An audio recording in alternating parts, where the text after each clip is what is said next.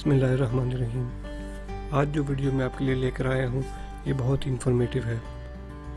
اس video کو share ضرور کیجیے گا تاکہ ہمارے دوسرے بھائی بہنوں کو بھی اس سے فائدہ حاصل ہو سکے۔ اس سے پہلے میں آپ کے لیے کرونا وائرس کا ایک ویڈیو لا چکا ہوں جس میں اس کانسپریسی کا انالیسس پیش کیا تھا، لیکن آج آپ کو ایک واقعہ بتاؤں گا جو کہ ایک ہمارے بھائی کے ساتھ پیش آیا، جو کہ UK میں مقیم ہیں اور وہ کرونا وائرس کا شکار ہوئے۔ اس ویڈیو کے اینڈ پر آپ کو بتاؤں گا کہ انہوں نے کرونا وائرس کو کیسے شکست دی اور انہوں نے طب نبوی کے فارمولے پر کیسے عمل کیا اور اس بیماری سے چھٹکارا حاصل کیا۔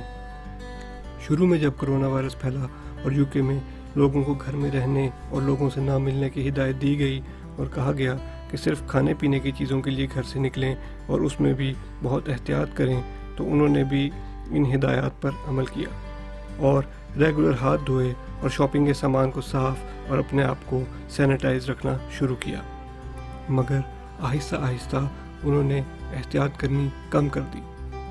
رمضان المبارک شروع ہونے سے 3 دن پہلے ان کو ہلکی ہلکی کھانسی شروع ہوئی، جو کہ کسی وقت ہوتی تھی۔ سارا دن میں شاید 3 یا 4 دفعہ ہلکی سی کھانسی کی صورت میں شروع ہوئی۔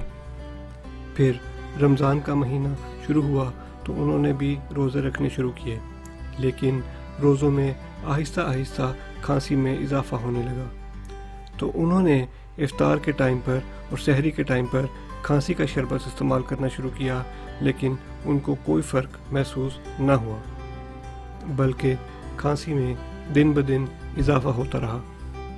5 روزوں کے بعد انہوں نے خیال کیا کہ شاید روزے رکھنے سے جسم میں پانی کی کمی کی وجہ سے کھانسی بڑھ رہی ہے، اس لیے انہوں نے سوچا کہ ایک روزہ چھوڑ دینا چاہیے تاکہ اس دن کھانسی کا بہترین طریقے سے علاج کیا جا سکے۔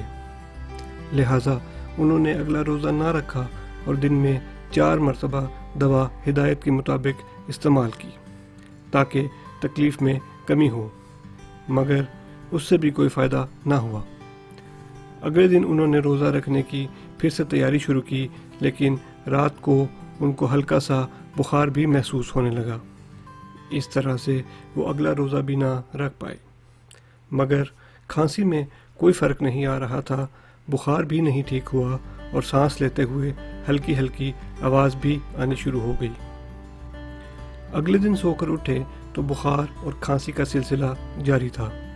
کھانسی میں دن بدن اضافہ ہو رہا تھا اور اب ان کو پھیپھڑوں میں بھی سوزش اور سانس کی نالی میں بھی سوزش محسوس ہونا شروع ہو گئی تھی۔ اس شام کو کھانسی کی شدت میں بے انتہا اضافہ ہوا اور ان کو سانس لینا مشکل ہونا شروع ہو گیا۔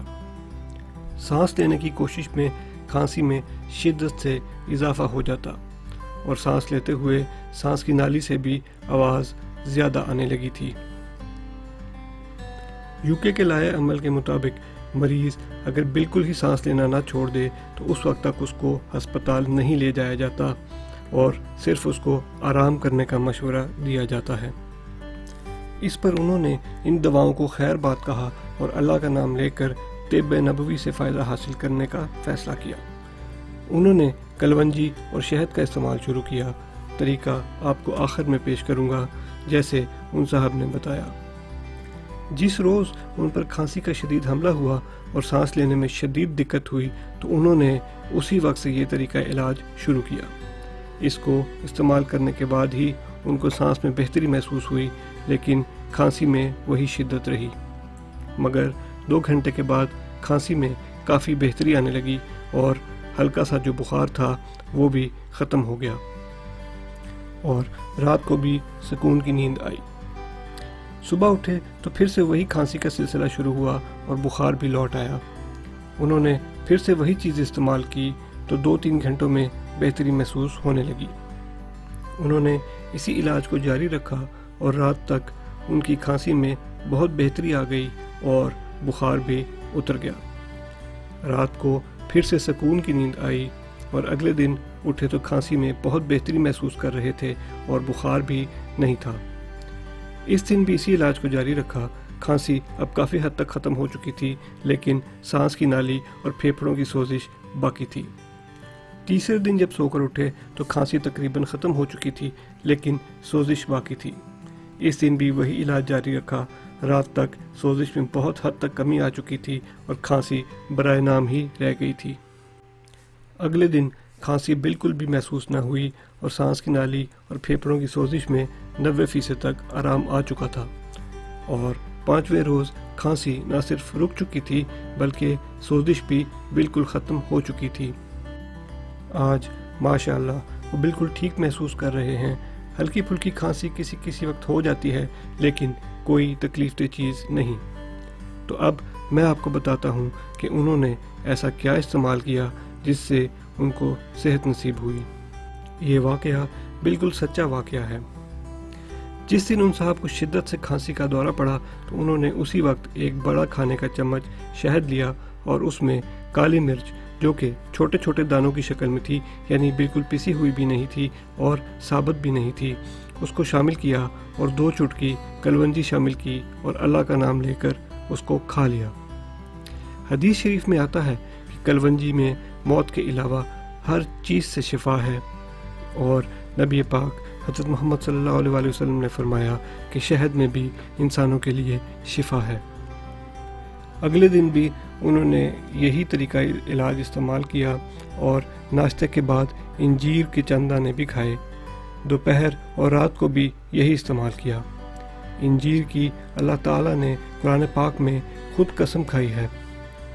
اسی طرح مسلسل استعمال سے 5 دن میں اللہ تعالیٰ نے ان کو شفا عطا کی۔ ناظرین، اگر آپ کو بھی خدا نخواستہ یہ مرض ہو جاتا ہے تو آپ بالکل نہ گھبرائیں۔ جیسا کہ آپ کو پہلی ویڈیو میں بھی بتایا تھا کہ یہ مرض پھیلتا تو بہت جلدی ہے لیکن جان لیوا نہیں۔ دوسروں کی باتوں میں آ کر اللہ پر بھروسہ نہ چھوڑیں، اللہ پر بھروسہ کریں اور اس کے حبیب پاک حضرت محمد صلی اللہ علیہ وآلہ وسلم کے بتائے ہوئے طریقے پر عمل کریں۔ انشاءاللہ آپ کو شفا ہوگی۔ لیکن اس کا مطلب ہرگز یہ نہیں ہے کہ آپ احتیاط چھوڑ دیں۔ جس طرح ہر بیماری میں احتیاط ہوتی ہے، بالکل اسی طرح اس بیماری کی بھی جو احتیاط ہے اس کو جاری رکھیں، اور بیماری کے اثرات ہوں تو کھانے میں زیادہ مرچ والی اور تیل والی اشیاء سے پرہیز کریں۔ کھانے میں آپ طاقت والی چیزیں جن میں گوشت، مچھلی، انڈا اور چکن شامل ہے، ان چیزوں کو کھائیں تاکہ آپ جلد صحت یاب ہو جائیں۔ ناظرین، حدیث قدسی ہے کہ اللہ نے کوئی بیماری زمین پر ایسی نہیں اتاری جس کا علاج نہ اتارا ہو، اور ہمارے پاس طب نبوی کی صورت میں ہر بیماری کا حل موجود ہے۔ بس یقین کے ساتھ علاج کریں۔ ویڈیو پسند آئے تو چینل کو سبسکرائب بھی کر لیں تاکہ حقیقت پر مبنی ویڈیوز آپ کو ملتی رہیں۔ آخر میں درود شریف کے ساتھ ویڈیو کا اختتام کروں گا۔ بسم اللہ الرحمن الرحیم۔ اللہم صلی علی محمد وعلی آل محمد کما صلیت علی ابراہیم وعلی آل ابراہیم انک حمید مجید۔ اللہم بارک علی محمد وعلی آل محمد کما بارکت علی ابراہیم وعلی آل ابراہیم انک حمید مجید۔ اللہ حافظ۔